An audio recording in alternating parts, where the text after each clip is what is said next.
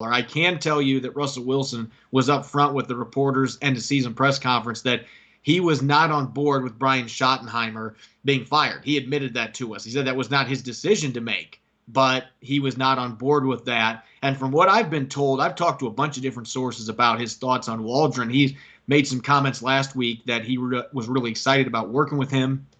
He thinks Waldron is going to be a really good offensive coordinator. He was the best pick out of the coaches they had a chance to interview. Okay. But I've also been told by a few sources that there were a few coordinator prospects that Russell Wilson had at the top of his list the Seahawks did not interview. And so really the assessment on Waldron was that it was kind of a lukewarm selection. He was the best of the pack, but there may have been some other coaches that he had interest in Seattle looking at that they didn't even interview. And so we're just going to have to see what this offense looks like. We don't know how much of this is going to be Rams moving to the Pacific Northwest, how many wrinkles from Sean McVay's offense are going to now be part of Seattle's offense.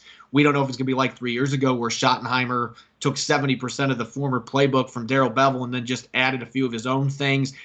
Who knows? Yeah. They've been very quiet about that, which is understandable. They're not going to come out and say, oh, we're going to do this. They're not going to give you the details. But we won't know until they're on the practice field and we start seeing the offense take shape what kind of an attack this is going to be with Waldron now as the play caller.